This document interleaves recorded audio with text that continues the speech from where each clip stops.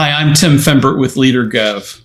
Hi, I'm Bill Stark. Welcome. We're really glad you're here to watch this video lesson, this leadership lesson on hiring well.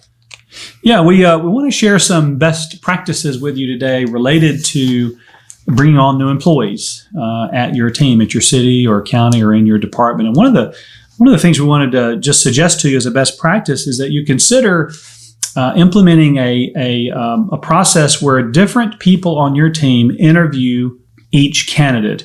And you may have a couple of people right now interviewing them.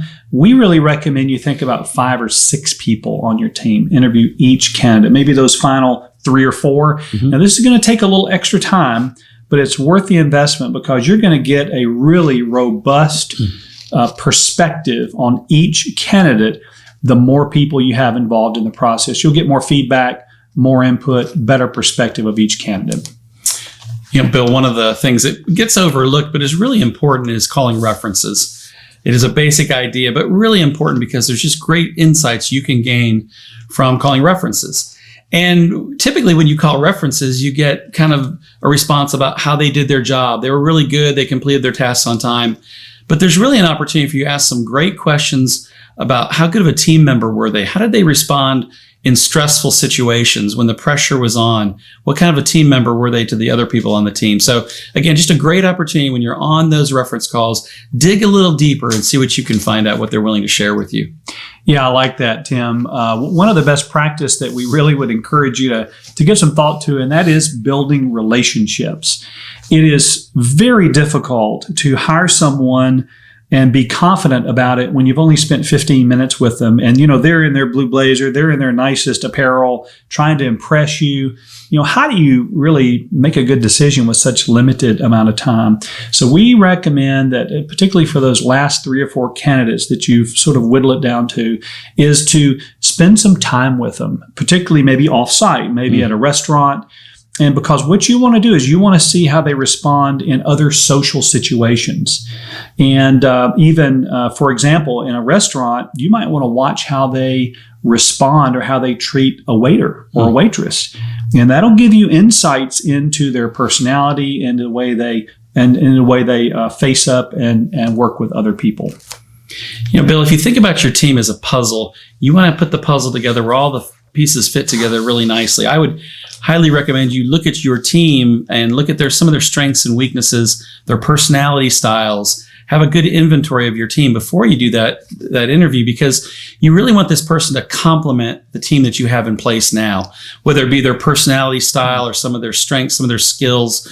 Make sure that it fits with the people that you have on the team, and make sure that when you bring this person on, that it's not going to be more disruptive because they have a personality style maybe that doesn't fit with the other members of your team, is not a good culture fit. Just consider all those factors around that person you're going to bring on.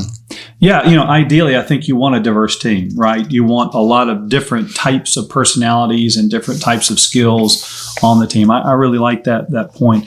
The other idea we wanted to share with you today is this idea of, not being shy about promoting and talking about the great things you have going on in your community and at your city hall and with your staff and your county facilities, and really want to encourage you to think about and maybe make a list of what are the 5 or 6 things that are compelling and awesome about what you all do and what you have to offer this candidate, and particularly how you're going to develop them as people, invest in them, and foster them so that they can be excellent in what they do. If you do that, you'll begin to draw in that top talent. Yeah, I don't think we can stress enough the importance for you to really sell. They're selling you, but you're selling them as well at that opportunity.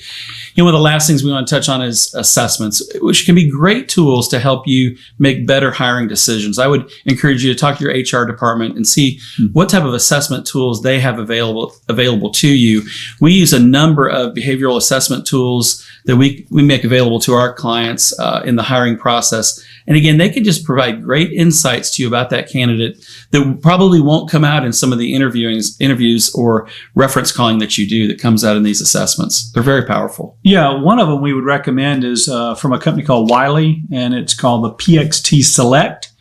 And to tell them a little bit about the roles, the way it's defined. Right. You actually define the roles in the system of what you're looking for in that ideal candidate based on the job skills and the tasks that are specific to that job. And then the assessment really rates that person against those job skills. And so it's very quantitative and really provides most assessments don't really rate people. There's value in all personalities. But with these types of tools, it really very specifically scores your candidate against these criteria that you can put in these systems. Yeah, I like that a lot. Well, we thank you for joining us today. We hope that you've enjoyed this and maybe had a couple of aha moments of things you want to tweak in your hiring process. We just want to remind you and provide some best practices of ways to really optimize this important moment for your city or county. You want great people to join your team. We want to encourage you to check us out on social media, LinkedIn, Facebook, Instagram, all of that stuff. We post podcasts there, blogs, and other learning information. And also, if you have not subscribed or if you're not actively watching our weekly leader videos, you can do that as well. Great. Thank you again for your time. We know you've got a lot going on, and for you to take out 5 minutes of your day to look at these leadership videos is really important. It will really pay big dividends. So again, thank you for your time.